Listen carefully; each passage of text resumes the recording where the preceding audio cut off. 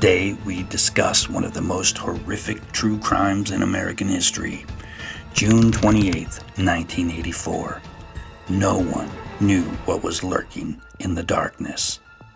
That was until 79-year-old Jennie Vincow was found brutally murdered in her Los Angeles apartment. She had been sexually assaulted, stabbed repeatedly, and her throat had been slashed so deeply that she was nearly decapitated. The only thing police knew for sure was this was no ordinary crime. The discovery of Jennie Vincow's body shocked even the most seasoned detectives. It wasn't just the brutality of the murder that stood out. It was the complete lack of a clear motive. There was no sign of forced entry, no indication of robbery, nothing to suggest why this gentle, elderly woman had been so viciously attacked. For the residents of Los Angeles, the murder was a wake-up call, a chilling reminder that even the most innocent among them could fall victim to unimaginable violence. As the investigation began, the LAPD quickly realized they were dealing with a predator who operated with a terrifying level of stealth and ruthlessness. The randomness of the attack made it all the more frightening. Jennie Vincow hadn't been targeted for any particular reason. She was simply in the wrong place at the wrong time, and that was enough for the killer.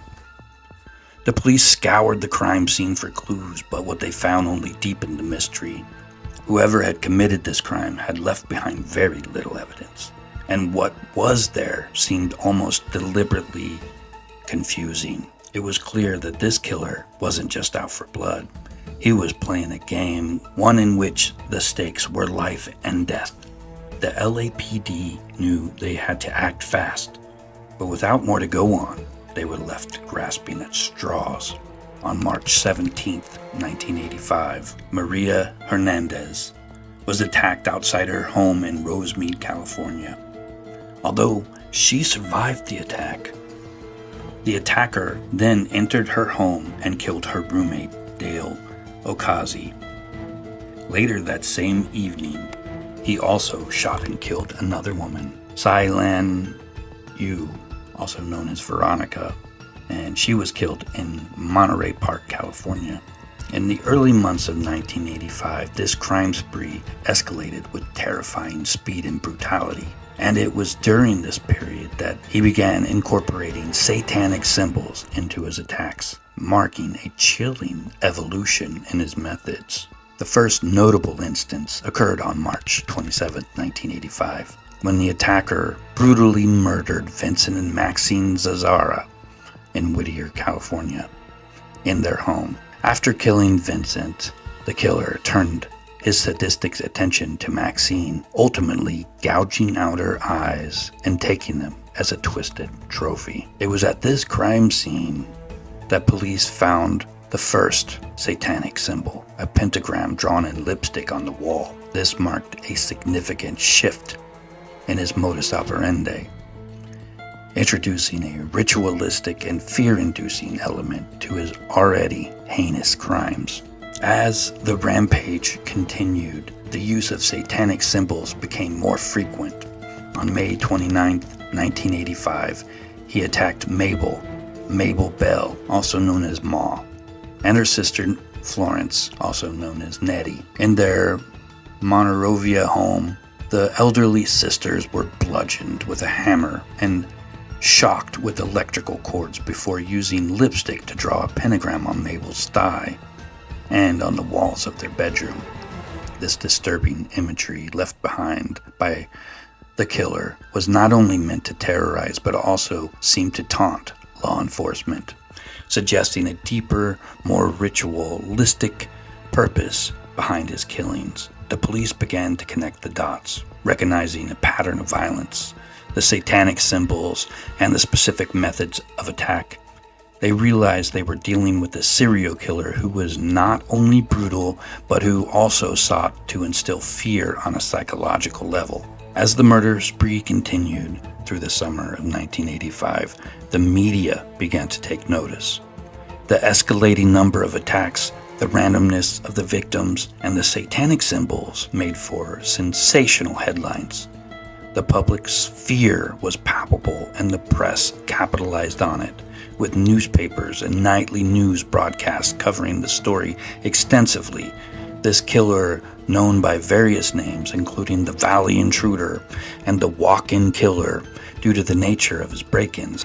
However, as the frequency and brutality of his attacks increased, and as more satanic symbols and references were discovered at his crime scenes, the media began to focus on the terrifying, almost supernatural aspect of his crimes, leading to the adoptions of the moniker the Night Stalker, encapsulating the terror that the Night Stalker inflicted during the late night hours when he would strike. The media's daily coverage of the murders, combined with the satanic elements, only heightened the sense of dread that permeated throughout the city.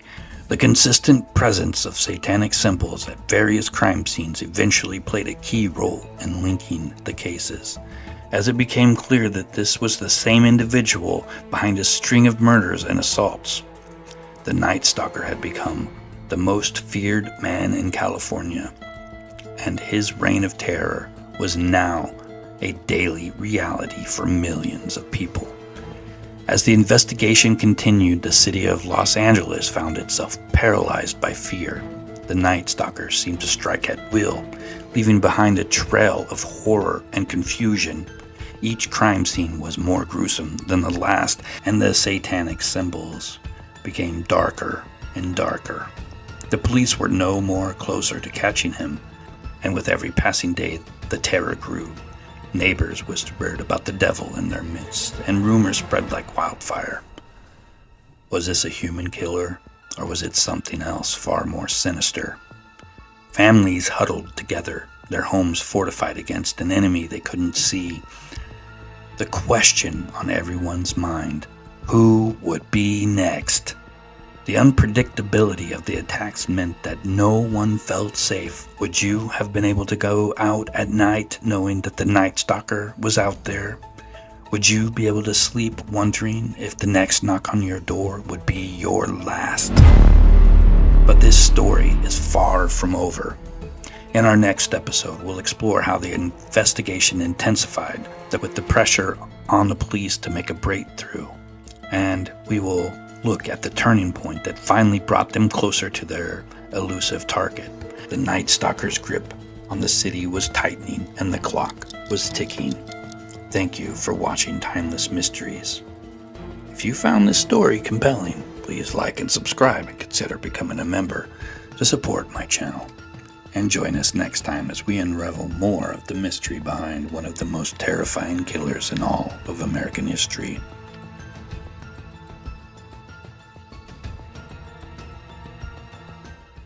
It's a big deal. Death always went with the territory. I'll see you in Disneyland.